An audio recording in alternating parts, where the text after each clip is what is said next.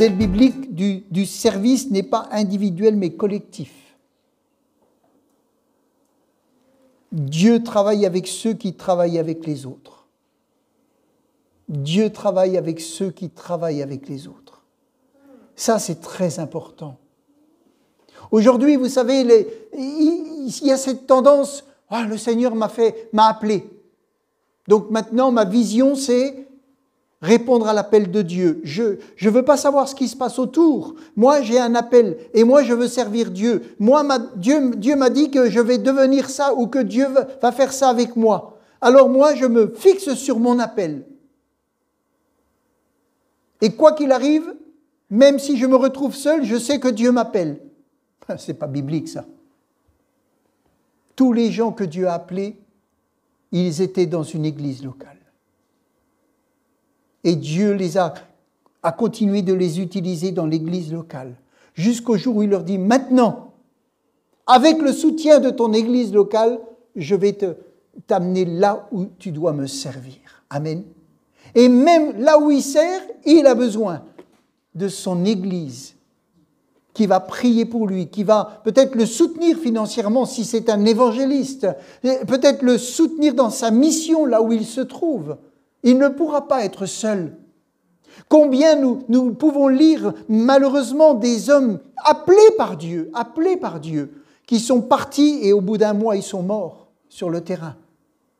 Parce qu'ils n'étaient pas assez formés, parce qu'ils n'avaient pas le soutien spirituel, parce qu'ils sont partis trop tôt, parce qu'ils sont partis sur un coup de tête. Mais ils n'avaient pas la garantie, le soutien. Il faut faire attention. On trouve de nombreux binômes dans l'Église, autant dans l'Ancien Testament que dans le Nouveau Testament. Moïse, il dit, mais moi... Alors il avait un problème, il avait un défaut dans le langage. Et il dit, mais moi je ne pourrais pas tout seul, j'ai besoin d'avoir quelqu'un avec moi. Quelqu'un qui parle. Dieu dit, mais c'est toi que j'appelle. Oui, mais j'ai besoin. Et Dieu a dit, ok. Il ne se sentait pas capable d'être tout seul. Il faut dire que la mission n'était pas simple. Mais il aura Aaron. 2 frères au service complémentaire. Moïse qui écoute Dieu et Aaron qui transmet les paroles. Moïse formera également un binôme avec Josué. Mais vous savez, Josué, il sentait bien qu'il avait un appel. Vous savez combien de temps il a attendu avant que ce soit révélé publiquement ? Combien de temps ?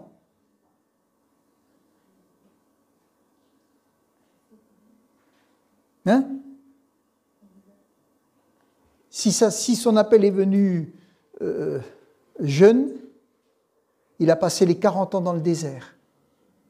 Il était là au service, mais Dieu n'a pas dit maintenant c'est toi qui vas prendre la place. Il lui a dit juste à la fin, quand Moïse allait partir. Amen. C'est pas rien quand même. C'est pas rien quand même. Au départ, Moïse prie et Josué agit. Puis petit à petit, Josué a commencé à lui aussi à prier dans la tente. Et à un moment donné, cette formation, ce duo qui était là, a amené vraiment la possibilité d'aller plus loin. L'apôtre Paul formera lui aussi plusieurs hommes dans sa vie. Il va travailler avec Barnabas, avec Silas et Timothée. Mais il n'avait pas des collaborateurs exclusifs. Et Jésus ne veut pas qu'il y ait l'exclusivité avec une personne. Il y a peut-être une intimité, il y a peut-être quelque chose de fort. Mais le modèle que Jésus donne, c'est vraiment un modèle. Le modèle que l'apôtre Paul donne, c'est un modèle où c'est des équipes. Amen. Ce sont des équipes. Toute sa vie, Paul cherchera à travailler en équipe. Une grande qualité d'un serviteur, d'une servante de Dieu, c'est sa capacité à s'associer. Amen. Son aptitude à la collaboration. Si on n'arrive pas à collaborer, alors comment on fait ? Comment on fait ? Il faut savoir bien s'entourer. Vous savez, dans la Bible, les ministères de direction avaient pour but d'établir des collèges d'anciens dans chaque église locale. Paul le dit à plusieurs, parce que c'était nécessaire. L'église locale est là pour recevoir ceux qui ont été appelés au salut et qui ont reçu le Sauveur. Il est dit que Dieu ajoutait chaque jour à l'église ceux qui étaient sauvés. Et il ajoutait spirituellement ces gens-là, parce qu'ils avaient reçu Jésus. Et ils étaient sauvés, mais ensuite, ils avaient besoin de se réunir avec les autres. Je le disais l'autre jour, quand Bunke allait au début dans des chapiteaux, puis après les chapiteaux étaient trop petits, personne au monde n'était capable de fabriquer des chapiteaux pour réunir toutes les personnes qui venaient. Mais il faisait une fiche par personne, une fiche par personne. Et quand vous lisez son livre et que vous voyez les chiffres, mais il fallait une imprimerie simplement pour préparer les fiches. Et après, il envoyait dans les églises locales. Et lui, il s'en allait avec son matériel et ses hommes, ses femmes. Il partait et il amenait les gens dans une église locale. Et parmi ces appelés, vous savez, il y avait ces appelés au salut qui ont répondu à Jésus. Il y avait déjà des gens que Dieu préparait pour un ministère. Amen. Il les préparait. Vous savez, il y a la croissance spirituelle de chaque membre. Nous sommes là pour croître spirituellement. Amen. Et puis après, il y a l'évangélisation pour aller appeler les personnes. Toute cette organisation ne peut pas dépendre d'un homme, mais de ceux que Dieu va choisir. Alléluia.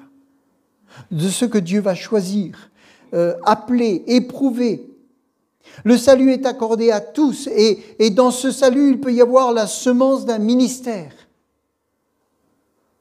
Amen. Vous avez des gens, ils viennent au salut, une famille entière vient au salut et dans cette famille, Dieu déjà, il a mis une semence pour l'appel et des fois c'est un enfant qui est appelé. L'enfant d'une famille va être déjà appelé. Dieu met une semence, il appelle déjà. Il veut déjà faire de ce garçon, de cette fille, quelqu'un qui l'appelle. Ensuite, il y a l'appel, c'est la naissance d'un ministère. Il y a la semence, puis après il y a la naissance. Amen. Et il faut du temps. Il y a des gens qui disent, mais moi, dès que je suis venu au Seigneur, j'ai senti que Dieu m'appelait à quelque chose. Dès que Dieu a semé le salut, il a semé en même temps un appel. Mais après, il faut qu'il y ait la naissance de cet appel. Ça peut prendre un peu de temps. Amen. Il faut combien de temps pour qu'un enfant vienne au monde? Il faut 9 mois. D'accord?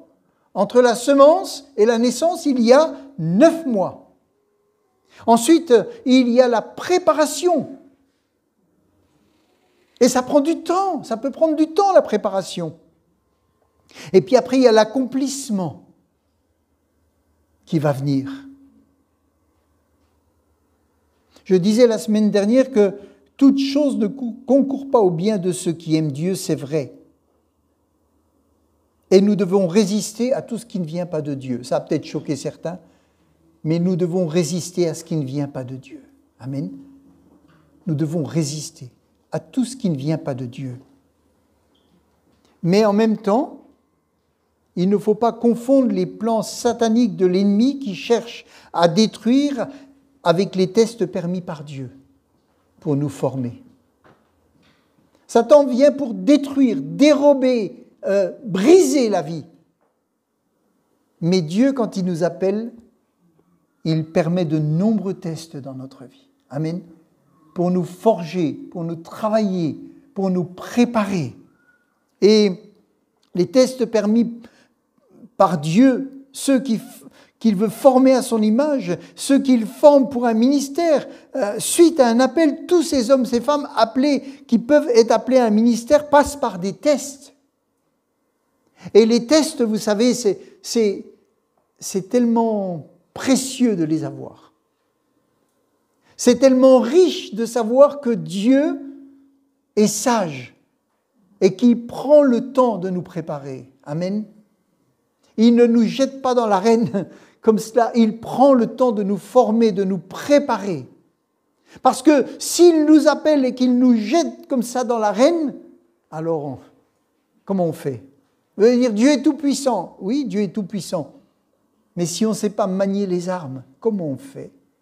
Pourquoi il y a un temps de préparation? Quand quelqu'un part à l'armée, pourquoi est-ce qu'on le prépare? Pourquoi on le forme? Pourquoi il y a des écoles de préparation? Parce que si on l'envoie directement, même si c'est lui qui s'est engagé, même si c'est lui qui le veut, même s'il se sent invincible, il n'est pas invincible. Il a besoin de passer par les tests. Amen. Il a besoin d'être éprouvé.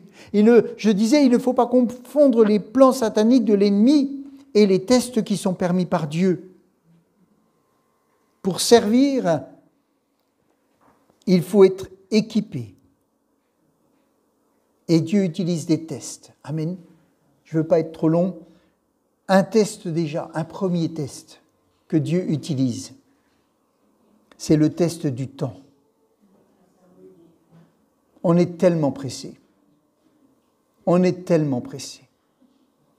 On voudrait tellement. En plus, le monde nous presse. On est dans un monde où c'est de l'instantané. Mais lui, Dieu, il est au-dessus de notre temps. Son temps n'est pas notre temps. Hein. Nous ne pouvons pas déroger à la loi du temps que Dieu établit. Je disais, entre la semence et la naissance, il y a 9 mois. Entre la semence du salut et l'appel et la préparation, il y a aussi un temps, plus ou moins long. Et Jésus est une exception. Et pourtant, si vous regardez Jésus, Jésus est venu choisi, il est venu volontairement, et c'est seulement à l'âge de 12 ans que pour la première fois on entend parler, en tout cas, la Bible nous rapporte qu'il était un jour, ils sont venus à la fête, il était dans le temple et il parlait. Et il est dit, il était là, il parlait et les gens étaient étonnés de sa connaissance, de son savoir. Et il aurait pu, à l'âge de 12 ans, il aurait pu dire, ça y est, j'ai marqué, je les ai marqués, maintenant je vais commencer. Non, il devait attendre. Il a dû attendre. Il est dit, on va lire dans Luc rapidement, dans Luc 2, verset, je crois que c'est... voilà, il est dit, lorsqu'il fut âgé de 12 ans, ils montèrent selon la coutume au temple, et au verset 46, au bout de 3 jours, quand ils repartaient, ils le trouvèrent dans le temple assis au milieu des docteurs, les écoutant et les interrogeant. Tous ceux qui l'entendaient étaient frappés de son intelligence, de ses réponses. Quand ses parents le virent, ils furent saisis d'étonnement et sa mère lui dit, « Mon enfant, pourquoi as-tu agi de la sorte avec nous ? Voici ton père et moi, nous te cherchions avec angoisse. » Et il leur dit, « Pourquoi me cherchez-vous ? Ne savez-vous pas qu'il faut que je m'occupe des affaires de mon père ?» Ah, il connaissait son appel, lui. Hein. Il savait pourquoi il était là. Et il va répondre, « Ah !» Il dit à sa mère et à son père adoptif, il dit, mais, moi je suis là pour m'occuper des affaires de mon père. Et il aurait pu dire, à partir d'aujourd'hui, maintenant je réponds à mon appel et c'est fini. Non, qu'est-ce que nous dit la Bible ? Mais ils ne comprirent pas ce qu'il leur disait, puis il descendit avec eux pour aller à Nazareth et il leur était soumis. Amen.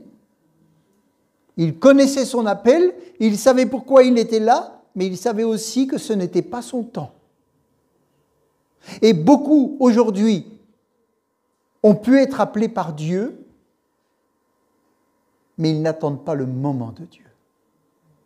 Ils sont pressés, et ils sont prêts à faire cavalier seuls parce qu'ils sont pressés.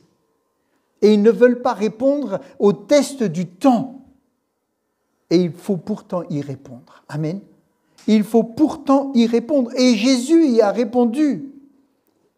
Vous savez à quel âge son ministère public a commencé ? à peu près 30 ans. 30 ans! Alors qu'à 12 ans, il était là, il avait déjà la connaissance et il fermait la bouche par sa connaissance à tous ceux qui étaient des érudits de la loi, de la parole. Alors oui, effectivement, on pouvait voir en lui cette exception.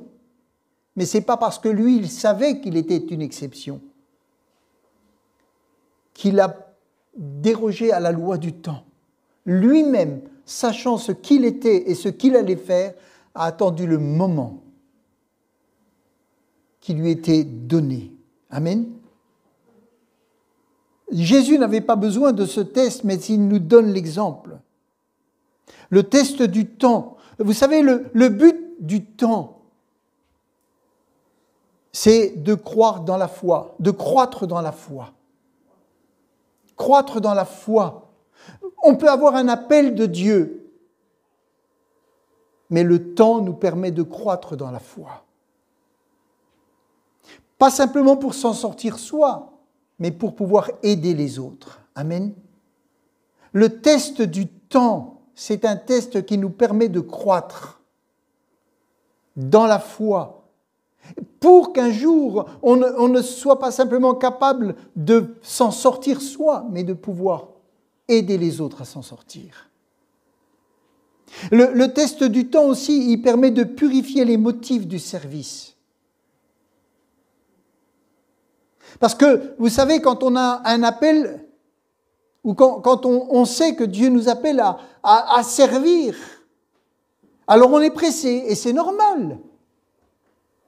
Et dès qu'on est frustré, alors, c'est comme on est pressé, il y a quelque chose qui sort.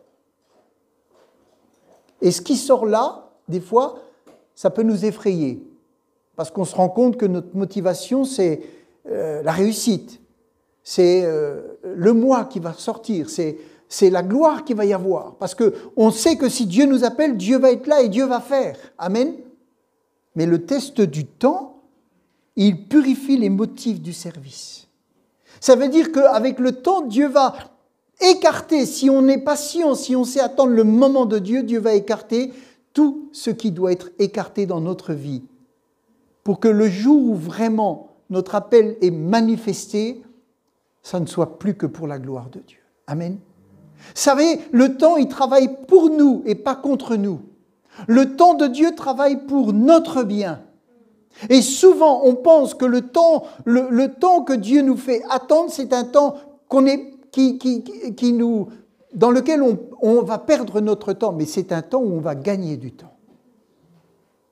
Parce que plutôt que de se ramasser, parce que nos motivations ne sont pas si pures que ça, même si Dieu nous a appelés, plutôt que de se ramasser et perdre 2 ans, 3 ans, 4 ans à se relever et à repartir, quand on savons attendre le temps de Dieu, ces motivations-là disparaissent. Et ce sont celles qui sont essentielles qui restent. Amen.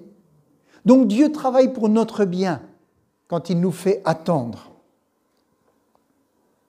Ça nous permet de mieux nous connaître, de déceler les motivations qui peuvent être égoïstes, orgueilleuses, qui pourraient nous animer. Vous savez, quand on lit dans 1 Timothée 3, verset 6, quand il est parlé de ceux qui aspirent à la charge d'anciens, par exemple, il ne faut pas qu'il soit un nouveau converti de peur qu'enflé d'orgueil, il ne tombe sous le jugement du diable.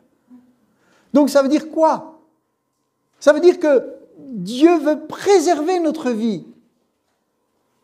Il veut préserver notre vie.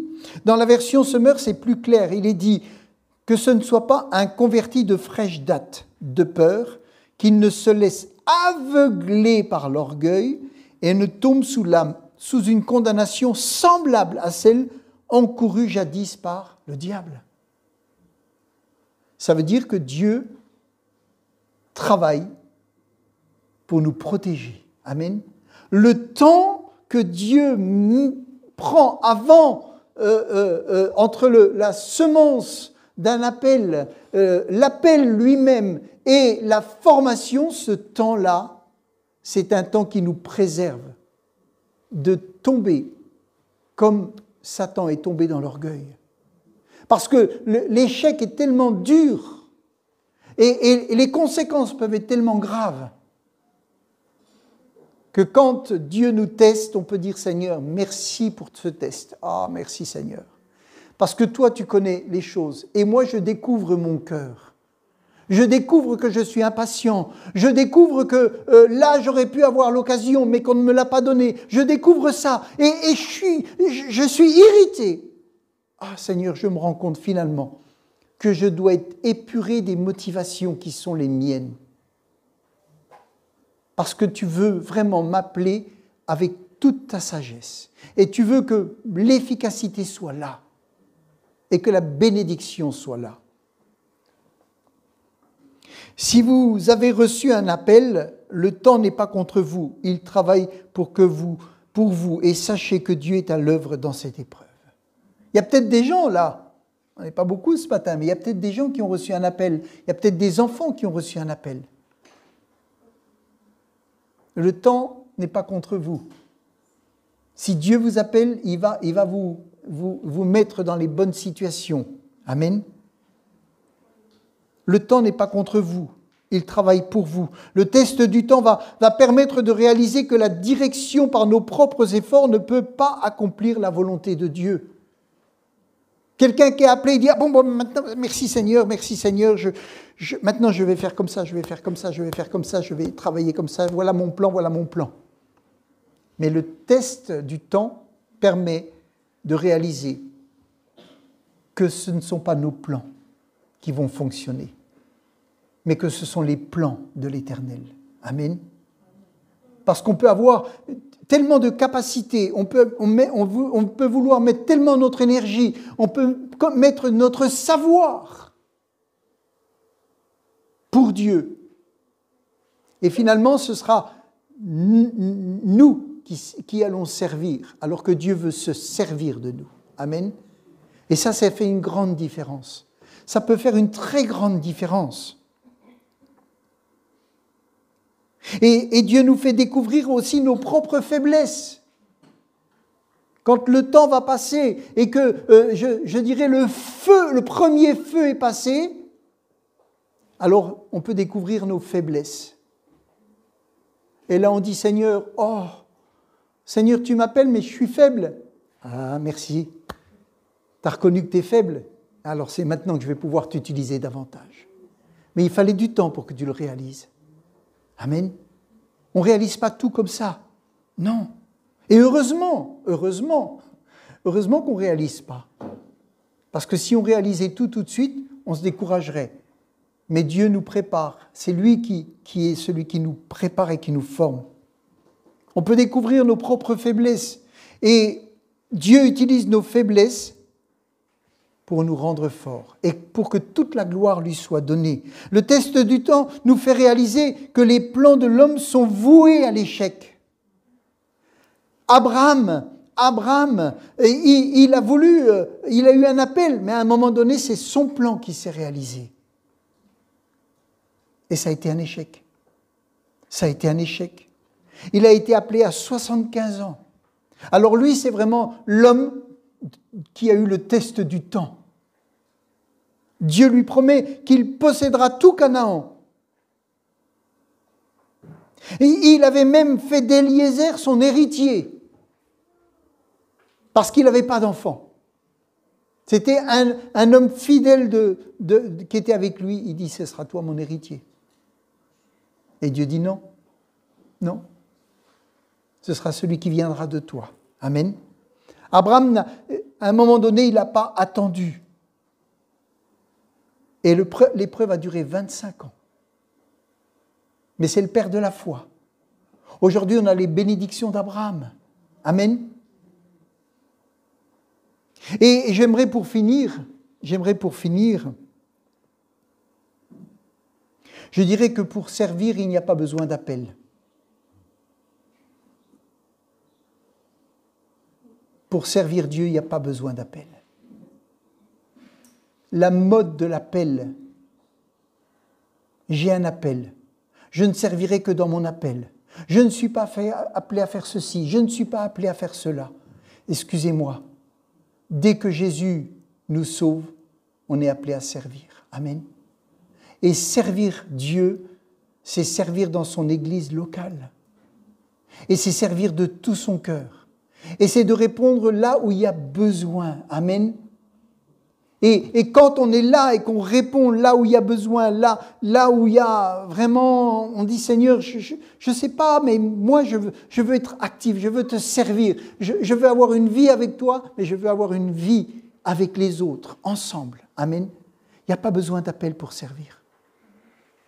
Combien se trompent et pensent que pour servir, il faut avoir reçu un appel. Alors tout le monde cherche un appel et tout le monde se met dans la tête un appel. Enfin tout le monde, entre guillemets. On se met un appel dans la tête pour avoir l'assurance que le jour où on va servir, c'est parce que je suis appelé. Non, on sert. Et c'est quand on sert que l'appel se révèle.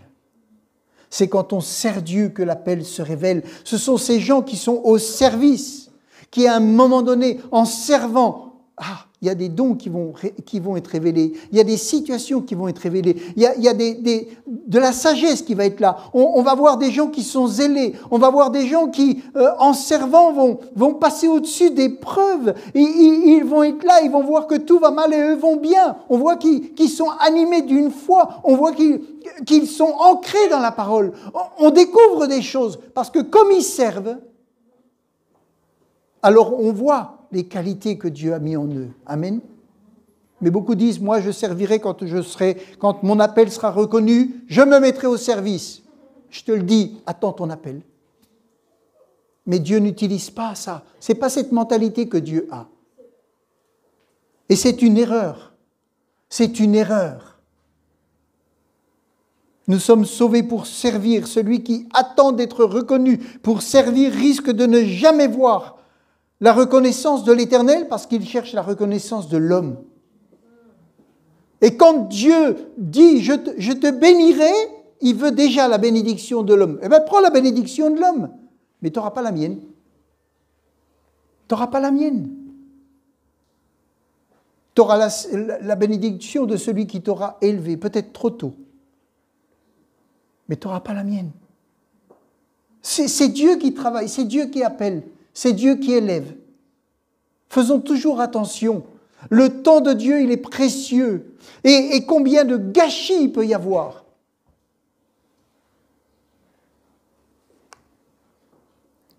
Dès que l'on est sauvé, on peut servir Dieu. Déjà par le témoignage. Par l'engagement dans une église locale. Là où se trouvent les besoins. Non pas là où Dieu l'a prévu dans l'avenir, mais là où Dieu nous a placés aujourd'hui. Amen. Là où je suis, et je finirai là où je suis, là je peux servir. Peut-être que Dieu m'appelle à partir à l'autre bout du monde, peut-être. Mais là où je suis, je dois servir et je peux servir. Amen. Et si je sers avec joie, avec zèle, en sachant que tout ce que je vais apprendre ou tout ce qu'on me permet de faire, ce sera quelque chose qui va me fortifier, qui va me donner de l'expérience et qui va bénir les autres, qui va bénir le monde, alors je le fais avec joie. Amen. Mais le but, c'est que l'Église en intérieur forme et que l'Église soit dans le modèle biblique. Amen. Le modèle biblique, c'est pas un homme tout seul. Après, c'est Dieu qui va appeler, hein, mais ce n'est pas un homme tout seul. Alléluia. Amen. Alors, vous savez, je crois qu'il faut être humble. Et puis qu'il faut vraiment comprendre que c'est la main d'association qui permet la victoire. Amen. Quand Paul et Silas étaient en prison, ils avaient besoin des autres. Quand Pierre était en prison, il avait besoin de son église locale. Il avait besoin, et vous savez, ils se sont réunis la nuit pour prier pour lui. Il ne faut pas faire les malins dans la vie. Il ne faut pas faire les malins. On a besoin. Amen. On a des faiblesses. On doit les reconnaître. On a des manques. On doit les reconnaître. On a besoin de prier les uns pour les autres. On a besoin d'être unis. Amen. Parce que c'est comme ça que Dieu a montré qu'il lui-même travaillait. en ayant tous les pouvoirs, en pouvant avoir 12 légions d'anges. Il dit non, j'utiliserai pas mes pouvoirs, sauf au moment où Dieu le voudra, où mon Père le voudra. Et il travaille avec les autres. Amen. Merci Seigneur.